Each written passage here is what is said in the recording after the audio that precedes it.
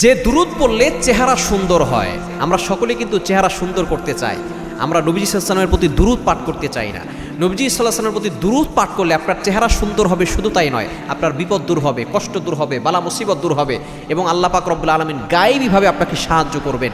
নবীজির প্রতি দুরূদ পাঠ করলে এতটা ফজিলত, এবং আল্লাহ তাআলা এই দুরূদের ব্যাপারে নিজে বলে দিয়েছেন কোরআন খুলেন 22 নম্বর পারার 5 নম্বর পৃষ্ঠার 4-5 নম্বর লাইন, সূরা আহজাবের 56 নম্বর আয়াতে রব্বুল আলামিন বলেন, ইন্নাল্লাহা ওয়া মালাইকাতাহু ইউসাল্লুনা আলান নবী ইয়া আইয়ুহাল্লাযীনা আমানু সাল্লু আলাইহি ওয়া সাল্লিমু তাসলিমা। আল্লাহ তাআলা ঈমানদারদেরকে ডাক দিয়ে বলছেন, হে ঈমানদারগণ, সাল্লু আলাইহি ওয়া সাল্লিমু তাসলিমা, তোমরা নবীর প্রতি দুরূদ পাঠ করো।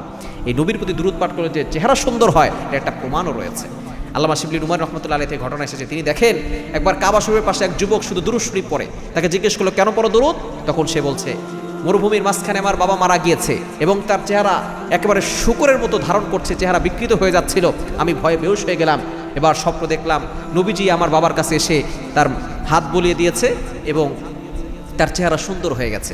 এবং আমি তাকে জিজ্ঞেস করলাম, ইয়া রাসূলুল্লাহ, ইয়া হাবিবাল্লাহ, আপনি কেন এটা করলেন? তখন নবী সাল্লাল্লাহু আলাইহি ওয়াসাল্লাম বলেছেন, তোমার বাবা প্রতিদিন আমার প্রতি দুরূদ পাঠ করে, এজন্য তোমার বাবা আজকে বিপদে পড়েছে, সে মারা গেছে আর তার চেহারা বিকৃত হয়েছে, কিন্তু আমি নবী তাকে ভুলি নাই, সে আমার প্রতি দুরূদ পাঠ করেছে, এজন্য আমি এসে তার চেহারা সুন্দর করে দিয়েছি এবং আমি তার জন্য সুপারিশ করবো, আল্লাহ যেন তার জন্য জান্নাতের ব্যবস্থা করেন। সুতরাং হয়তো তার গুনাহের কারণে তার চেহারা বিকৃত হয়ে গিয়েছিল, নবী সাল্লাল্লাহু আলাইহি ওয়াসাল্লাম তার মুখে হাত বুলিয়ে দিয়েছেন, চেহারা সুন্দর হয়ে গেছে।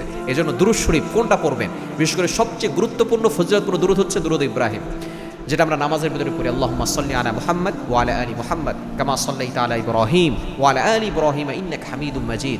আল্লাহুম্মা বারিক আলা মুহাম্মাদ ওয়া আলা আলি মুহাম্মাদ কামা বারাকতা আলা ইব্রাহিম ওয়া আলা আলি ইব্রাহিম ইন্নাকা হামিদুম মাজিদ। এই দুরূদ পড়তে পারেন, আবার সাল্লাল্লাহু আলাইহি সাল্লাম এটাও পড়তে পারেন। যেটাই পড়বেন আল্লাহ তাআলা আপনার চেহারা সুন্দর বানিয়ে দিবেন ইনশাআল্লাহ।